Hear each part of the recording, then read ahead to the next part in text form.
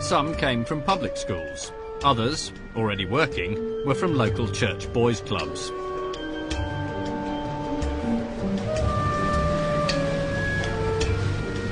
But for all of them, it was a unique opportunity.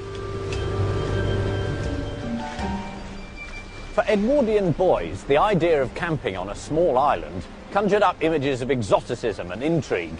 They were following in the footsteps of Robinson Crusoe and Treasure Island. And Baden Powell wanted to reinforce this idea of being cut off from civilization and forced to depend on their own resources. So he didn't have them camp here, within sight of Poole, but he had them camp a mile away, on the wildest, furthest side of the island.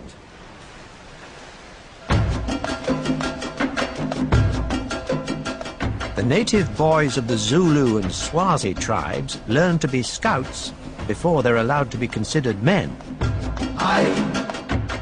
When a boy is about 15 or 16, he is taken by the men of his village, stripped of all his clothes, and painted white from head to foot.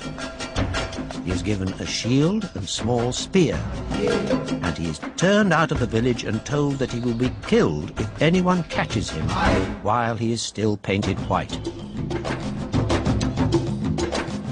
Many Edwardians had only a superior curiosity about other races, but some, like Baden Powell, had a genuine admiration for those they ruled.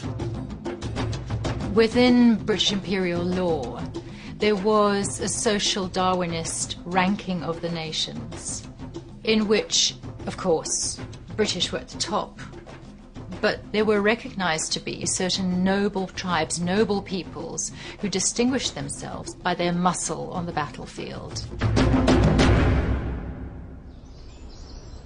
Despite his admiration for some African traditions, Baden Powell thought better of sending British boys naked into the Dorset woods. Instead, he'd arranged for basic amenities to be provided on a small campsite. The trip was covered by a lot of the local newspapers, and clearly their editors were thrilled to have a national hero operating on their patch.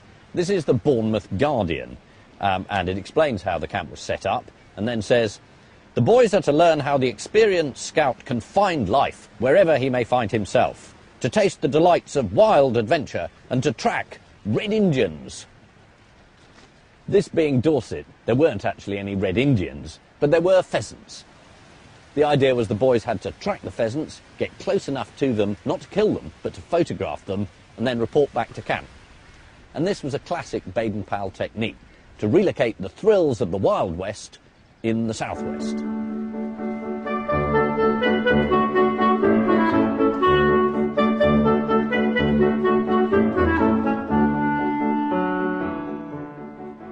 This is a set of extraordinary photographs taken on that first camp in 1907, and it shows the boys literally here taking part in the various exercises that Baden Powell had dreamt up. Now that looks like a game boys would enjoy. Jump headfirst out of a tree and see if anyone catches you. Well, that does look fun. Now this is a manly game. This one's called The Struggle. It does look quite peculiar, but it's basically people pushing their chests against each other. And it's meant to get the heart pounding, according to Baden Powell. First aid. This one is called Dragging an Insensible Man. But in this case, it's a boy sitting up and laughing, which slightly ruins it. They're clearly enjoying being outdoors, playing games, dangerous games, and learning practical skills. When they were camping, Baden Powell needed to collect the boys together. So what did he use? A whistle? No. He used this, which is a kudu horn, made from antelope, which he picked up when he was a soldier in the Matabele campaign in 1896. The Ndebele people use it for generating fearsome war cries, but it's very good for collecting together small boys.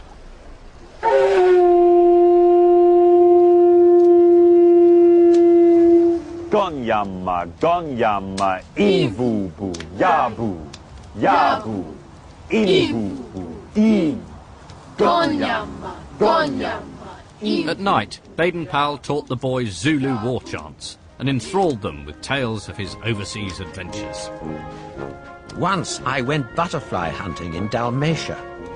Batteries had been built upon these mountaintops, and it was my business to investigate their positions, strength, and armaments. I took a sketchbook, a colour box, and a butterfly net in my hand, and I was above all suspicion to anyone who met me. They did not look sufficiently closely into the sketches of butterflies to notice that the delicately drawn veins of the wings were exact representations in plan of their own fort.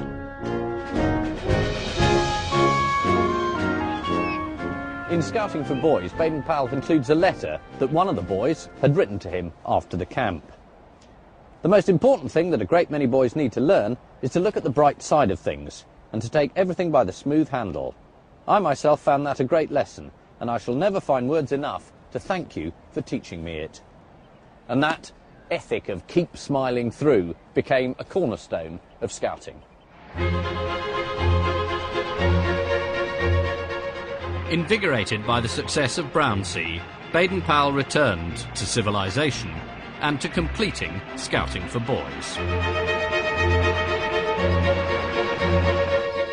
His original manuscript is now kept here at the Scout Association's headquarters at Gilwell Park in Essex.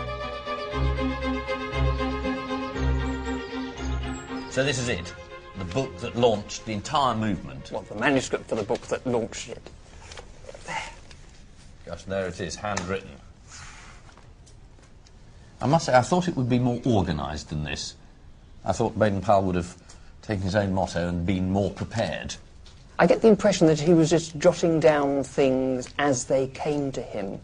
I don't think he actually sat down and mapped out what he was going to do before he put pen to paper. I mean, these are the chapter headings here, and it says sort of, I don't know, chapter 3, campaigning, camp life, resourcefulness, colonial life, etc. Not terribly linked, are they? I mean, it is more or less, well, there'll be a bit of this and a bit of that. Yes, and to some extent that helped the readability of the book. It's one of those things that boys could dip into and dip out of, yes, as they fancied. This is a bit he's just torn out. I think he's borrowed a bit of President Roosevelt's speech, and it's about the qualities that make a good soldier, and Baden Powell's